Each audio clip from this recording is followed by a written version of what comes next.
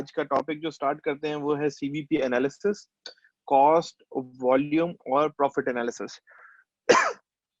Basically आज हम सीखेंगे क्या, लर्निंग आउटकम्स क्या है हमारे, कि हर प्रोडक्ट कितना कंट्रीब्यूट कर रही है एक बात, और उसका कंट्रीब्यूशन मार्जिन जो है वो हमारी इनकम के ऊपर कैसे अफेक्ट करता है, कि कंपनी की क्या एक्टिविटी लेवल होगा और वो एक्टिविटी लेवल की वजह से हमारी इनकम के ऊपर क्या इम्पैक्ट आएगा। नंबर वन, कॉस्ट, वॉल्यूम और प्रॉफिट का आपस में क्या रिलेशनशिप है। We can do that by plotting a graph, although graph is not that difficult to जैसे कहते हैं ना इंटरप्रेट, लेकिन फिर भी हम देखेंगे कि ये जो तीनों चीजें इनका क्या रिलेशनशिप है विया ग्राफ।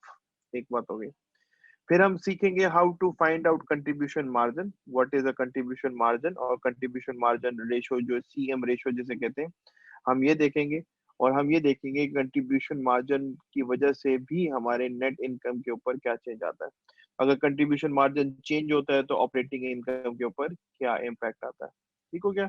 फिर इसी तरह आज का एक और टॉपिक है जो इम्पोर्टेंट है, वो ब्रेक इवन सेल्स है। ठीक है, लेवल ऑफ सेल्स जिस पे हमें ब्रेक इवन मिलेगा, और टारगेट प्रॉफिट की कैलकुलेशन है।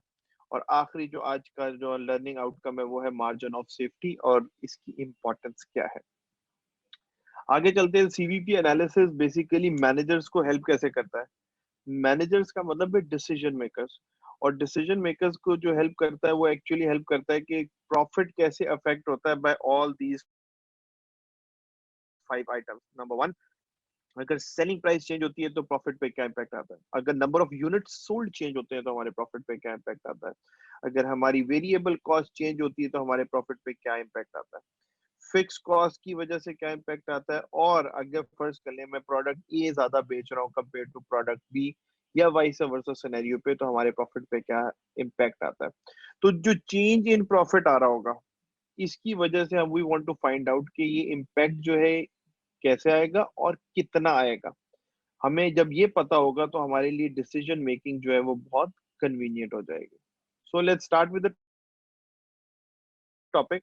सीवीपी की कुछ एक अजम्पशन है। सबसे पहली अजम्पशन क्या है कि हम ये अज्यूम कर रहे हैं कि कोई भी लेवल ऑफ एक्टिविटी हो जाए, कम बेचें या ज्यादा बेचें, सेलिंग प्राइस कांस्टेंट रहेगी। इसका क्या मतलब है, जैसे बल्क के ऊपर डिस्काउंट मिलता है तो सीवीपी जो डिस्काउंट है इसको कंसिडर नहीं करता है।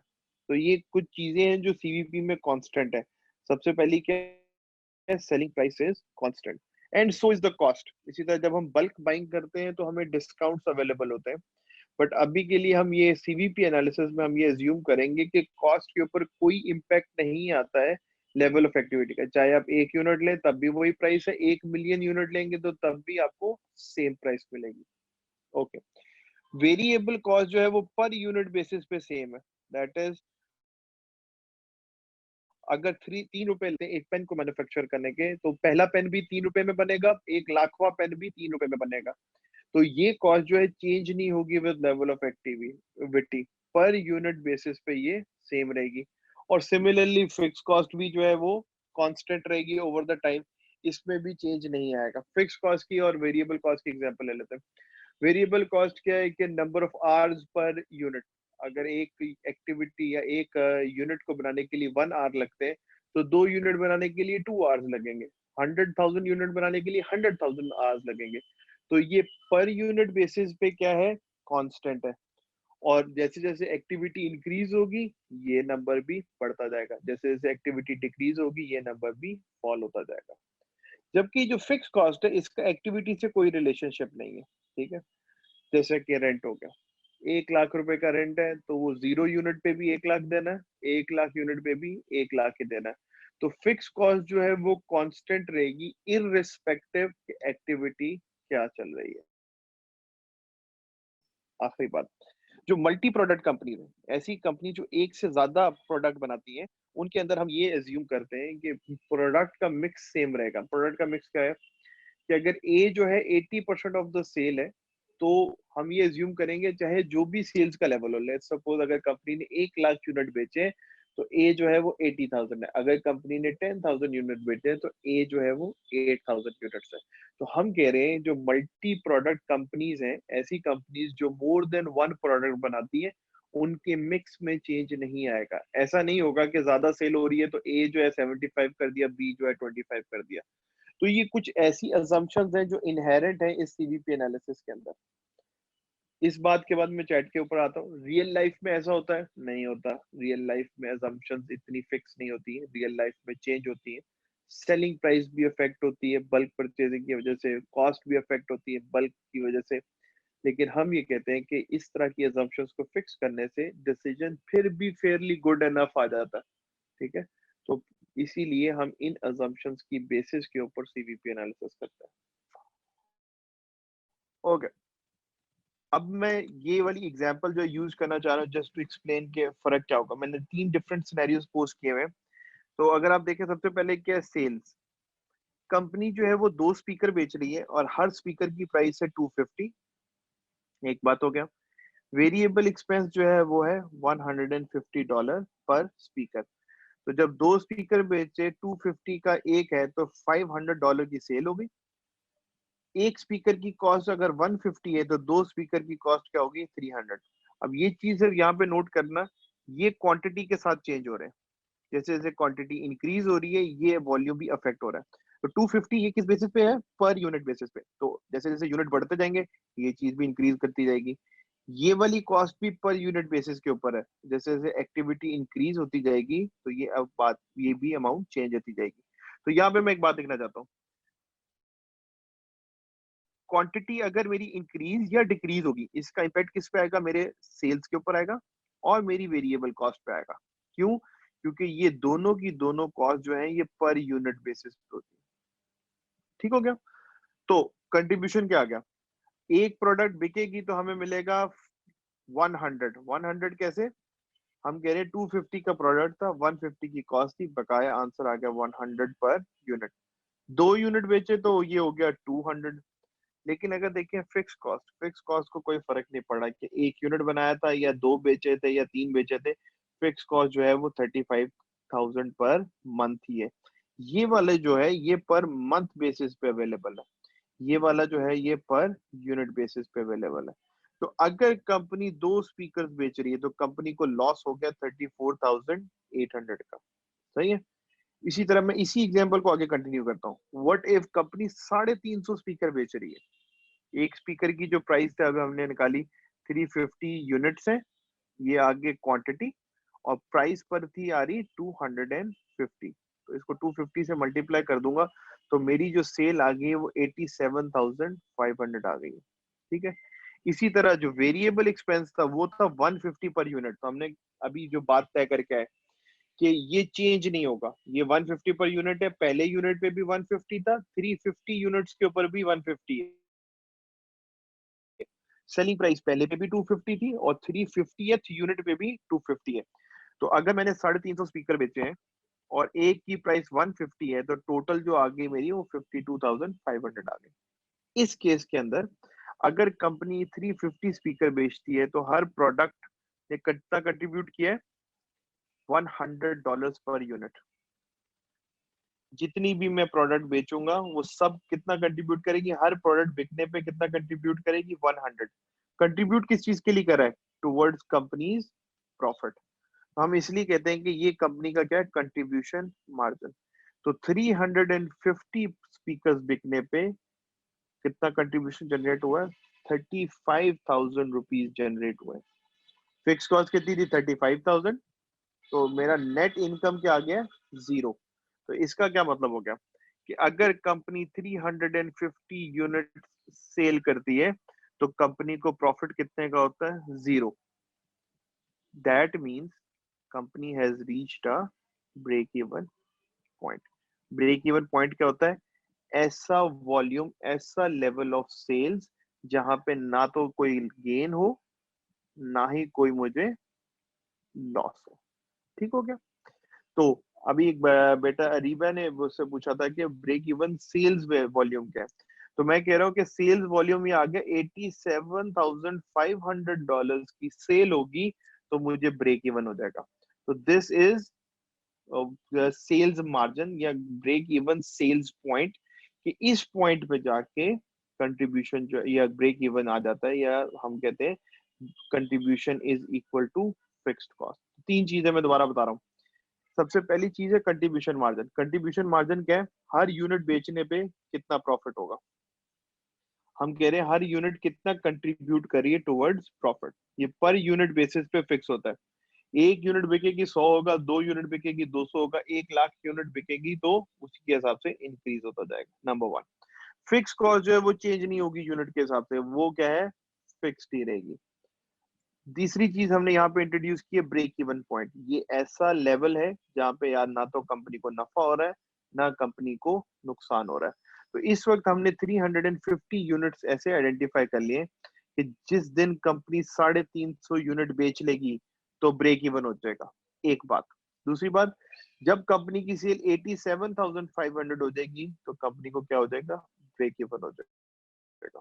ठीक है। अब क्या हुआ, अभी इस वक्त जो लेवल ऑफ एक्टिविटी है उसमें हम 350 यूनिट पे हैं। ठीक है। अब हम चलते हैं, अगर हम 351 यूनिट बेचते हैं तो क्या होगा? तो जो सेलिंग प्राइस है वो 87,750 हो गई। कैसे आई? 250 जो है हमारे पास जो है वो 250 हमारे पास सेलिंग प्राइस पर यूनिट है। 351 स्पीकर बेचे हैं तो ये आगे मेरे पास टोटल रेवेन्यू। वेरिएबल कॉस्ट कितनी थी? 150 रुपए का एक यूनिट पड़ता है। 351 यूनिट्स कितने के पड़ेंगे? ये आगे मेरी वेरिएबल कॉस्ट आ गई। अब मेरा कंट्रीब्यूशन मार्जिन कितना हो गया? 35,100। ठीक है। लेकिन फिक्स एक्सपेंस अभी भी 35,000 ही है। तो अगर हमने 351 स्पीकर बेचे तो कंपनी का जो प्रॉफिट है वो हो गया $100। तो हम ये कह रहे हैं जब कंपनी 2 बेच रही थी तो कंपनी को लॉस हो रहा था 34,800 का माइनस। जब कंपनी ने 350 बेचे तो कंपनी को ना तो गेन हो रहा था ना लॉस हो रहा था। जब हमने 351 बेचे तो कंपनी को 100 का फायदा हो गया। तो हम कह रहे हैं जैसे जैसे एक्टिविटी चेंज हो रही है तो मेरी कॉस्ट भी चेंज हो रही है।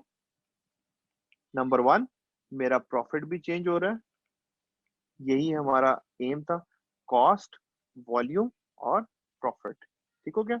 तो कॉस्ट कौन सी चेंज हो रही है? वेरिएबल कॉस्ट चेंज हो रही है क्योंकि ये पर यूनिट बेसिस पे थी। फिक्स कॉस्ट चेंज नहीं हो रही है क्योंकि ये टोटल में सेम रहती है और इसकी वजह से मेरा प्रॉफिट भी अफेक्ट हो रहा था। तो हमारा एम क्या है? कॉस्ट का, वॉल्यूम का और प्रॉफिट का क्या रिलेशनशिप है। तो वॉल्यूम चेंज होने से कॉस्ट भी चेंज हुई, कॉस्ट चेंज होने से प्रॉफिट भी चेंज होगा। तो ये बेसिकली आज का टॉपिक है, कॉस्ट, वॉल्यूम और प्रॉफिट रिलेशनशिप। जी। अब आगे चलते हैं। ये एक और है लेवल, आप इसको देख लीजिएगा। ये 400 और 425 के ऊपर मैं जनरली एक्सप्लेन कर देता हूँ। 400 यूनिट बेचे तो मेरा रेवेन्यू इतना है, 425 बेचे तो मेरा रेवेन्यू इतना है। क्यों? क्योंकि ये पर यूनिट बेसिस पे। जैसे जैसे यूनिट्स इंक्रीज करते जाएंगे या डिक्रीज करते जाएंगे रेवेन्यू अफेक्ट होगा। रेवेन्यू क्यों अफेक्ट होगा? क्योंकि ये पर यूनिट बेसिस पे। इसी तरह ये 150 पर यूनिट है। जैसे जैसे यूनिट इंक्रीज होंगे या डिक्रीज होंगे वेरिएबल कॉस्ट भी इंक्रीज या डिक्रीज होगी, लेकिन फिक्स्ड एक्सपेंस जो है वो सेम रहेगा। तो अगर मैं 400 यूनिट्स बना रहा था और अब मैंने डिसाइड किया मैं 425 यूनिट्स बनाता हूँ तो एक्स्ट्रा कितने बना रहा हूँ? 25 यूनिट्स एक्स्ट्रा बना रहा हूँ। एक बात, 25 यूनिट एक्स्ट्रा बना रहा हूँ तो मुझे प्रॉफिट कितना आ रहा है? 2500 रुपए का प्रॉफिट आ रहा है। ठीक है। कैसे? 250 का मैं बेचता हूँ, 150 का मुझे पड़ता है घर पे। एक प्रोडक्ट के ऊपर मुझे कितना आ रहा है? 100 पर यूनिट। तो 25 प्रोडक्ट पे कितना आ जाएगा? 2500 पर यूनिट। फिक्स कॉस्ट क्यों नहीं ली? क्योंकि फिक्स कॉस्ट को कोई फर्क नहीं पड़ता कि मैं 1 यूनिट बेच रहा हूँ या 425 यूनिट बेच रहा हूँ। ये जो है वो हर लेवल पे सेम रहेगी। तो सबसे पहले देख लेते हैं प्रॉफिट कैसे आता है। अच्छा, प्रॉफिट की कैलकुलेशन जरा ध्यान से देखते हैं जरा।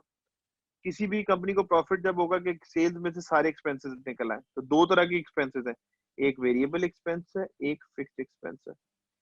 फिक्स एक्सपेंस वो है जो चेंज नहीं हो रहा है, वेरिएबल एक्सपेंस वो है जो चेंज हो रहा है विद एक्टिविटी। इसको थोड़ा सा ना ये चेंज हो रहा है विद एक्टिविटी, ये चेंज नहीं हो रहा है विद एक्टिविटी। तो फिक्स एक्सपेंस इररिस्पेक्टिव एक्टिविटी है या नहीं देना है, वेरिएबल एक्सपेंस जो है वो एक्टिविटी के साथ चेंज होगा। तो हम कह रहे हैं सेल में से दोनों एक्सपेंसेस निकाल दोगे तो पीछे क्या आ जाएगा? हमारे पास प्रॉफिट आ जाएगा। दूसरा तरीका क्या है जो अभी हमने यूज किया? अभी हमने क्या यूज किया, प्राइस पर यूनिट क्या थी, कितने यूनिट बेचे, वेरिएबल कॉस्ट पर यूनिट क्या थी, कितने यूनिट बेचे। तो ये आ गया हमारा टोटल कंट्रीब्यूशन मार्जिन और ये आ गई हमारी फिक्स्ड एक्सपेंस। मैं इसको यहाँ पे रिपीट कर रहा हूँ। अगर आपको याद हो कि सेलिंग प्राइस पर यूनिट कितनी थी 250, जब मैंने एक यूनिट बेचा तो 250 इंटू 1 हो गया, माइनस अगर एक यूनिट ही बेचा है और 150 का एक पड़ता है तो कॉस्ट भी कितनी लूंगा, सिर्फ 150 लूंगा। फिक्स कॉस्ट जो है वो 35,000 है, तो मुझे नेट लॉस कितने का हो गया, 34,900 का लॉस हो गया था। तो ये क्या हो रहा है, ये पर यूनिट बेसिस पे डील कर रहे हैं। ये क्या हो रहा है, टोटल पे बेस कर रहे हैं, total sales minus total variable cost. ये क्या हो रहा है, क्वांटिटी की बेसिस के ऊपर इसको स्टैब्लिश करें। एक और फॉर्मूला भी बन सकता है, मैं इसी से ले लूं। अगर मैं यहाँ पे सेकंड इक्वेशन में Q को कॉमन ले लूं पहले में से, तो ये आ जाएगा price minus variable cost minus fixed expenses. तो किसी भी लेवल पे फाइंड आउट करना, लेट सपोज प्राइस कितनी है मेरी 250, वेरिएबल कॉस्ट कितनी है मेरी 150, हर यूनिट पे कितना बचना 100। अगर मैं ये जानना चाह रहा हूँ कि 400 यूनिट पे क्या होगा तो 400 से मल्टीप्लाई कर दूंगा। अगर मैं ये जानना चाह रहा हूँ 500 पे कितना है तो मैं इसको 500 से मल्टीप्लाई कर दूंगा। अगर मैं ये जानना चाह रहा हूँ कि 100 पे कितना है तो मैं इसको 100 पे मल्टीप्लाई कर दूंगा। लेकिन फिक्स एक्सपेंस हर लेवल के ऊपर 35,000 मिलेगा, तो मैं ये पता लगा सकता हूँ किस लेवल के ऊपर मुझे कितना प्रॉफिट हो रहा होगा। ठीक हो गया। तीसरी चीज जो हम पढ़े वो है कंट्रीब्यूशन मार्जिन रेशियो, कि $1 की सेल पे कंट्रीब्यूशन कितना है। ठीक है, तो ये क्या आ रहा है, contribution margin divided by sales. अगर मैं इसको अपनी एग्जांपल में कहूँ कि हर यूनिट पे मुझे $100 बच रहा है ऑन अ सेल ऑफ $250, तो ये क्या हो जाएगा, मेरा कंट्रीब्यूशन मार्जिन हो जाएगा कि सेल के ऊपर कंट्रीब्यूशन कितना बच रहा है। आई थिंक इसका आंसर जो है वो 40% आता है। तो 100 डिवाइडेड बाय 250, तो आंसर आ रहा है 40%। हर 100 रुपए की सेल पे 40 रुपए की बचत है, 10,000 की सेल पे 4,000 रुपए की बचत है। ठीक है, कंट्रीब्यूशन मार्जिन ये बताता है इस लेवल ऑफ सेल पे इतनी आपकी कंट्रीब्यूशन बचत आएगी। ठीक है, वेरिएबल एक्सपेंस रेशियो क्या बताते हैं कि भाई वेरिएबल एक्सपेंस कितना है सेल का। अभी जो हमने यहाँ पे, मैं एक सेकंड इसको थोड़ा सा रब करके थोड़ा सा क्लियर कर दूं यहाँ पे आपके लिए। तो अगर आप अभी देखें, अभी सबसे पहले हमने कंट्रीब्यूशन मार्जिन निकाला। कंट्रीब्यूशन मार्जिन में हम क्या देख रहे थे कि सेल्स में से बचत कितनी आ रही है। तो हमने क्या किया, हमने बोला जी सेल 250 की है, वेरिएबल कॉस्ट जो है वो 150 की है और हर प्रोडक्ट पे कंट्रीब्यूशन आ रहा है 100 का। तो मैंने सबसे पहले पता लगाया कंट्रीब्यूशन मार्जिन के हर सेल पे मुझे कितना बच रहा है। 100 रुपए बच रहा है 250 की सेल पे, तो मैंने कहा मेरी एवरेज बचत है 40%। ठीक है, तो अगर मैं पूछूं वेरिएबल एक्सपेंस कितना है इसका, तो वो आ जाएगा 60%। कैसे आ जाएगा, 150 का खर्चा है 250 की सेल के ऊपर। अगर हम इसको डिवाइड कर दें 150 डिवाइडेड बाय 250, तो हम कहेंगे 60% जो है वो वेरिएबल कॉस्ट है। अब थोड़ा सा जरा हॉलिस्टिक देखते हैं। सेलिंग प्राइस 100% है, वेरिएबल कॉस्ट 60% है, तो कंट्रीब्यूशन मार्जिन कितना है, 40% है। तो ये क्या हो गया, अब हमें परसेंटेज टर्म में पता चल गया कि on every level of sale हमें बचत क्या आ रही है। आई होप सो ये क्लियर है। तो अगर मैं देखना चाहूँ कंट्रीब्यूशन मार्जिन रेशियो क्या है, तो कंट्रीब्यूशन मार्जिन रेशियो देखो क्या हो गया, contribution margin ratio is also equal to 1 minus variable expense ratio. तो अगर 1 means 100%, 100% means total sale, total sale में से अगर मैं वेरिएबल एक्सपेंस निकाल दूंगा तो मेरे पास क्या बच जाएगा, कंट्रीब्यूशन मार्जिन रेशियो बच जाएगी। ठीक है, तीसरा तरीका क्या है प्रॉफिट फाइंड आउट करने का। लेट सपोज एक एग्जांपल लेते हैं, कि मैं यहाँ पे वर्किंग कर रहा हूँ प्रॉफिट, मैंने 1 लाख रुपए की सेल की है। ठीक है, ओके, 1 लाख की सेल पे बचत कितनी आती है, कंट्रीब्यूशन कितना आता है 40% का। तो टोटल कंट्रीब्यूशन कितना आ जाएगा 1 लाख की सेल पे, 40,000 रुपए का। फिक्स कॉस्ट कितनी है मेरी 35,000 ही है, तो मेरा प्रॉफिट कितना आ जाएगा 5,000 का। तो क्या हो गया, मैंने क्या किया, कंट्रीब्यूशन मार्जिन रेशियो ले ली। कंट्रीब्यूशन मार्जिन रेशियो इस केस में क्या है 40%, मल्टीप्लाई कर दिया है मेरी सेल्स का लेवल कितना था 1 लाख से, और फिक्स एक्सपेंसेस माइनस कर दिए 35,000 के, तो मेरे पास क्या आ गया, एक और प्रॉफिट निकालने का तरीका आ गया। चेंज इन प्रॉफिट अब कैसे पता चलेगा कि जब 400 से 425 पे गए तो प्रॉफिट की क्या सिचुएशन हुई है। तो हम कह रहे हैं कि हर लेवल ऑफ सेल पे तो 40% ही बचना है, तो सबसे मल्टीप्लाई कर देंगे। हमने कहा सीएम रेशो तो हर पे सेम ही है, हर यूनिट जो बेचेंगे उस पे 40% की बचत होगी। चेंज इन सेल्स से हमें क्या पता चल रहा है कि अभी सेल्स कितनी थी और नेक्स्ट में सेल कितनी होगी, minus change in fix expense. अच्छा, फिक्स एक्सपेंस हमारा चेंज नहीं होता। ये एग्जांपल में अभी अभी हम लोग करके आए हैं, देखें यहाँ पे ये वाले। तो हम कह रहे हैं 400 से स्पीकर से सेल बढ़ के 425 होगी। सेल्स कितने से बढ़ी, 6250 से। हर यूनिट पे कितने 40% की बचत है। तो अगर 6250 का मैं 40% ले लूं तो ये क्या हो जाएगा मेरा कंट्रीब्यूशन मार्जिन। ये आंसर कितना आएगा, 2500। एक बात।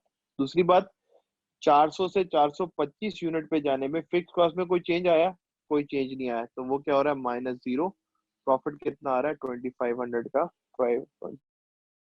500। तो ये वाला फॉर्मूला स्पेसिफिकली कहाँ यूज हो सकता है कि अगर मुझे ये पता लगाना हो कि अगर मैं एक्टिविटी बदलता हूँ तो मेरे प्रॉफिट पे कितना इम्पैक्ट आता है। तो हमने फॉर्मूला क्या है, CM ratio multiplied by change in sales, हर यूनिट पे कितने की बचत है और कितनी सेल्स इंक्रीज हुई है। तो ये हमें पता चल जाएगा कंट्रीब्यूशन नया कितना आ रहा है या इंक्रीज्ड कंट्रीब्यूशन कितना आ रहा है, minus changes in fix expense, वो हमारे केस में 0 थी। तो हम कह रहे हैं हमें पता चल जाएगा कि अगर हम 400 से 450 यूनिट बनाते हैं तो हमारे प्रॉफिट में कितना चेंज आएगा। इस एग्जाम्पल के हिसाब से हमारा चेंज जो है वो 2500 का चेंज आएगा। बताते हैं मेरे ख्याल में एक स्पीकर्स बनाते हैं, 400 स्पीकर्स जो है वो बेच रहे हैं पर मंथ।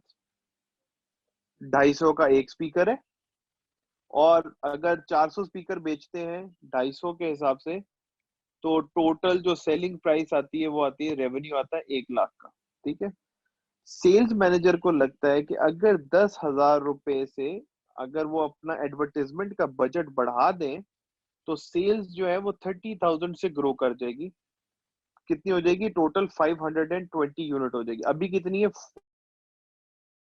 400 यूनिट है। तो वो कह रहे हैं कि क्या बताइए एडवर्टाइजमेंट बजट जो है वो बढ़ाना चाहिए या नहीं बढ़ाना चाहिए, क्या एडवर्टाइजमेंट बजट बढ़ा दें या नहीं बढ़ा दें। ये एग्जांपल पीछे से ही कंटिन्यू हो रही है, मैं इसी तरह से इसी को ड्रॉ करता रहता हूँ, साथ साथ मैं आपको बताता रहता हूँ कि हम लोग 250 का एक यूनिट बेचते हैं, 150 का हमें पड़ता है। This is our variable cost, this is my selling price. हर यूनिट के ऊपर मुझे $100 की बचत आ रही है। ये मेरा आ गया कॉन्ट्रीब्यूशन। अब क्या हुआ, वो कह रहा है कि यार अभी हम लोग 400 यूनिट बेच रहे हैं, लेकिन अगर 10,000 रुपए से अपना एक्सपेंस बढ़ा दें तो हम लोग कितने यूनिट बेच लेंगे, 520 यूनिट्स आराम से बेच लेंगे। तो एक्स्ट्रा कितने यूनिट बिकेंगे हमारे, 120 यूनिट्स हम एक्स्ट्रा बेचेंगे। ओके। अगर मैं एनालिसिस ये करूं, 120 यूनिट एक्स्ट्रा बिकेंगे और एक यूनिट पे कितने की बचत आएगी, 100 की। तो टोटल बचत मुझे कितनी आएगी, 12,000 रुपए की एक्स्ट्रा बचत आ जाएगी। अच्छा, इस एक्स्ट्रा बजट के लिए मुझे एक्स्ट्रा खर्चा कितना करना पड़ेगा, 10,000 रुपए का। तो इस फैसला लेने से मेरी जो प्रॉफिटेबिलिटी है वो कितने से इंक्रीज हो जाएगी, 2,000 से। मैं जरा इसको दोबारा ब्रेक डाउन करता हूँ स्टेप 1 2 3 से, step by step. Step number 1 ये रहा। स्टेप नंबर 1 ये कह रहा है, एक प्रोडक्ट 250 की बिकती है, 150 की पड़ती है, तो हर प्रोडक्ट पे कितने की बचत आ रही है, 100 रुपए की। नंबर 1। अभी मैं 400 यूनिट बेच रहा हूँ, लेकिन अगर मैं बात मान लेता हूँ इसकी मैनेजर की, और वो जो कह रहा है कि 10,000 रुपए का सेलिंग एक्सपेंस या बजट बढ़ा दें एडवर्टाइजमेंट का, पर मंथ जो है 10,000 रुपए से आप खर्चा ज्यादा कर दें तो आपका यूनिट जो है ना वो 520 बिकना शुरू हो जाएगा। तो मैंने कहा जी 520 यूनिट बेचना शुरू कर दूंगा इंस्टेड ऑफ 400। तो एक्स्ट्रा कितने यूनिट बिकेंगे, 120 एक्स्ट्रा बिकेंगे। ओके जी, एक्स्ट्रा यूनिट 120 है और हर यूनिट पे बचत कितनी है, 100 की। तो एक्स्ट्रा कंट्रीब्यूशन कितना आ जाएगा मेरे पास, 12,000 रुपए का। ठीक, 12,000 का एक्स्ट्रा तब होगा अगर मैं 10,000 रुपए का एक्सपेंस करूंगा। तो इस फैसले को लेने से मेरा नेट प्रॉफिट जो है वो 2,000 से बढ़ जाएगा। सवाल ये है कि बढ़ाना चाहिए या नहीं। तो मैं कहूंगा बढ़ाना चाहिए, बचत आ रही है। तो देखो ये फॉर्मली कितना लंबा प्रोसेस है, हम current sale, additional sale, difference समझाने के पर्सपेक्टिव से you can follow this, but otherwise भी देखो तो ये चीज ऐसे ही क्लियर है। इसी तरह एग्जाम्पल कंटिन्यू करते हैं। अब वो कह रहा है कि ये जो भी उसका मैनेजर है प्रेम, वो कह रहा है कि ऐसा करते हैं हायर क्वालिटी कंपोनेंट्स यूज करना शुरू कर देते हैं, जो अभी बना रहे हैं इसमें क्वालिटी ऑफ द कंपोनेंट्स बढ़ा देते हैं। कैसे? वो कह रहा है अगर क्वालिटी ऑफ द कंपोनेंट्स बढ़ा देते हैं तो सर हमारी वेरिएबल कॉस्ट बढ़ जाएगी 10 रुपए पर स्पीकर से, ठीक है। तो लेकिन हाई क्वालिटी की वजह से सेल्स जो है ना वो 480 स्पीकर पे पहुंच जाएगी। तो दो चीजों के ऊपर फर्क आ रहा है। सेम वही एग्जांपल, 250 का मुझे पड़ता है, 150 का मेरा खर्चा आ रहा था अभी, तो मुझे हर यूनिट पे कितने की बचत आ रही है? $100। Number one. नंबर टू, वो कह रहे हैं अब क्या करें, हाई क्वालिटी का इक्विपमेंट बढ़ा लें, तो अब मेरी वेरिएबल कॉस्ट कितनी हो जाएगी? 160 हो जाएगी, और मेरी बचत कितनी हो जाएगी अब? 90 पर यूनिट हो जाएगी, जो पहले थी 100 पर यूनिट। लेकिन लेकिन लेकिन लेकिन अभी मैं 400 यूनिट बेच रहा हूँ, इसके बाद मैं कितने बेचना शुरू हो जाऊंगा? 480 यूनिट बेचना शुरू हो जाऊंगा। तो कह रहा है कि 10 रुपए पर यूनिट खर्चा ज्यादा कर लें, आपकी जो क्वांटिटी है ना वो 80 यूनिट से इंक्रीज हो जाएगी। अब वो कह रहा है क्या ये क्वेश्चन हमें या ये फैसला हमें करना चाहिए या नहीं करना चाहिए? तो हम कह रहे हैं कि भाई 80 यूनिट बढ़ेंगे, और 80 यूनिट बढ़ने पे हमें 90 का फायदा होना शुरू हो जाएगा। 480 स्पीकर पे हमें 90 का फायदा होगा, तो टोटल फायदा कितना हो जाएगा? 43,200 का। पहले हमें कितना फायदा हो रहा था? 400 स्पीकर पे 100 के हिसाब से 40,000 रुपए का फायदा हो रहा था। नेट फायदा कितने से बढ़ जाएगा? 3200 से। तो हम ये कह रहे हैं कि भाई ये सिंपल ऐसे समझ लो कि मैथ्स का सवाल है कि यार ये काम करने से हमें फायदा होगा या नहीं होगा। तो मल्टीप्लाई करके हमने इसे फाइल कर लिया कि कैसा हो रहा। तो ये अगर ऐसे देख लो, क्वांटिटी इनटू न्यू प्रॉफिट, ये समझ लो new quantity into new profit, old quantity into old profit, इन दोनों का डिफरेंस ले लिया तो मुझे पता चल गया कि प्लस में आंसर आया तो मैं कर लूंगा, नेगेटिव में आंसर आया तो मैं ड्रॉप कर दूंगा। ओके जी। इसी तरह ये और एग्जांपल है, अभी करंटली हम बेच रहे हैं 400 स्पीकर्स पर मंथ बेच रहे हैं। नंबर वन, उसने कहा जी सेलिंग प्राइस 20 से गिरा दे, और उसके साथ साथ जो आपका एडवर्टीजमेंट बजट है ना वो 15,000 पर मंथ से बढ़ा दे। तो वो कह रहा है कि मैनेजर को लग रहा है ये दोनों काम से हमारी सेल जो है ना वो 50% से बढ़ जाएगी, दैट इज 600 स्पीकर पे पहुंच जाएंगे। काम क्या करना है? सेलिंग प्राइस को 20 पर यूनिट से गिराना है, और वेरिएबल ये जो एडवर्टीजमेंट एक्सपेंस है इसको 15,000 से इंक्रीज कर देना है। तो सिंपल मैथ्स करके देख लेते हैं क्या हो रहा है। अभी एक यूनिट को बेचने पे 100 की बचत आ रही है, अगर मैनेजर की बात मान ले तो बचत कम होके कितने की हो जाएगी? 80 की हो जाएगी। तो what I want to find out is, क्या ये 80 की बचत पे प्लस इंक्रीज एक्सपेंस कितने से करना है? 15,000 रुपए का एक्स्ट्रा खर्चा बढ़ा के मुझे कोई प्रॉफिट में फायदा होगा या नहीं होगा? अगर इसकी क्वेश्चन की तरफ चले कि अगर मैं 600 स्पीकर बेचना शुरू कर देता हूँ और हर स्पीकर में मेरी बचत कितनी हो जाएगी? 80, तो मुझे नेट जो फायदा आएगा वो 48,000 का आएगा, अगर मैं इसकी बात मान लेता हूँ। और इसकी बात क्या है कि $20 से कीमत गिरा दे और 15,000 का खर्चा बढ़ा दे, एक बात। अच्छा, अगर मैं नहीं मानता तो मैं कितने स्पीकर बेच रहा हूँ? 400 स्पीकर ही बेच रहा हूँ, और हर स्पीकर पे बचत कितनी? 100 की। तो 40,000 रुपए की मेरी अभी की बचत है, और अगर मैं ये $20 गिराता हूँ तो मेरी सेल जो है 48,000 की हो जाएगी। तो नेट मुझे इंक्रीज जो आ रहा है वो कितने का आएगा? 8,000 का। लेकिन 8,000 का इंक्रीज तो आ रहा है, लेकिन साथ उसने ये भी कहा था फिक्स एक्सपेंस भी 15,000 से बढ़ा दे। तो मैं कह रहा हूँ इसकी वजह से मुझे नेट लॉस होना शुरू हो जाएगा 7,000 का। तो मैं कह रहा हूँ इस प्रोजेक्ट को नहीं करना चाहिए। क्यों? क्योंकि ऑल्दो मेरा क्वांटिटी इंक्रीज हो गई है, लेकिन मेरा कंट्रीब्यूशन मार्जिन जो है वो डिक्रीज हो गया है, और मेरी फिक्स कॉस्ट भी पर मंथ इंक्रीज हो जाएगी। तो मैं कह रहा हूँ यार ये सारी बातें मानने के बाद ना मुझे अभी जो फायदा हो रहा था वो ज्यादा हो रहा था, इस काम को करने के बाद मुझे लॉस होना शुरू हो जाएगा।